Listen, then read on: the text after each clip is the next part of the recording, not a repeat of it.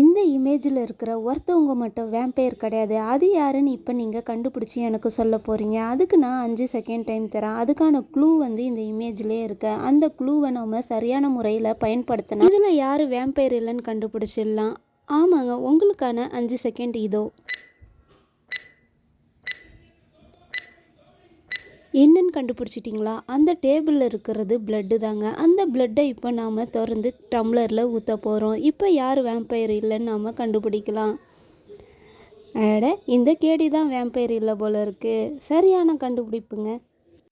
நம்மளில் பல பேருக்கு ஹாரி பாட்டர்னால் ரொம்ப பிடிக்கும். அந்த ஹாரி பாட்டரை உருவாக்குனவங்க யாருன்னு தெரிஞ்சுக்கணுமா? இந்த ஃபோட்டோவில் இருக்கிற 3 பேர்த்தில் யாரோ ஒருத்தவங்க தான். முதலாவதாக இருக்கிற அந்த வக்கீல் மாதிரி இருக்கிறவரா, இல்லை இரண்டாவதாக இருக்கிற இந்த பெண்மணியா, இல்லை மூன்றாவதாக இருக்கிற இந்த தாத்தாவா? என்னுடைய கெஸ் என்னன்னா நடுவில் இருக்கிற பெண்மணி. நீங்கள் என்ன நினைக்கிறீங்க? உங்களுக்கான 5 செகண்ட் இதோ. நான் நடுவில் இருக்கிற அந்த பெண்மணியோட ஃபோட்டோவே கிளிக் பண்ணுறேன். கரெக்டானு இப்போ நம்ம பார்க்கலாம் வாங்க. Wow, very good. நானே கரெக்டான பதில் சொல்லிட்டேன். எனக்கே ரொம்ப ஆச்சரியமாக இருக்குது. இப்போ நம்ம அடுத்த இமேஜுக்கு போகலாம். இந்த ஃபோட்டோவில் இருக்கிற கணவன் மனைவி வந்து சண்டை போட்டுக்கிறாங்க. யார் கூடயோ அந்த பையனுக்கு அஃபேர் இருக்குன்ட்டு. கீழே இருக்கிற 2 பொண்ணுங்களில் அந்த பையனுக்கு யார் கூட அஃபேர் இருக்கும்? உங்களுக்கான டைம் இதோ.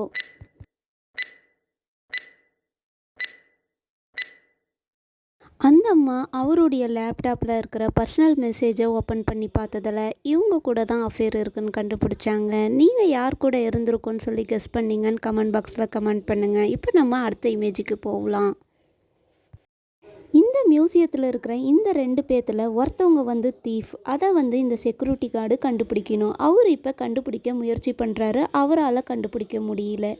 உங்களுக்கு யாருன்னு தெரிஞ்சால் நீங்கள் கமெண்ட் பாக்ஸில் கமெண்ட் பண்ணுங்கள். உங்களுக்கான 5 செகண்ட் இதோ.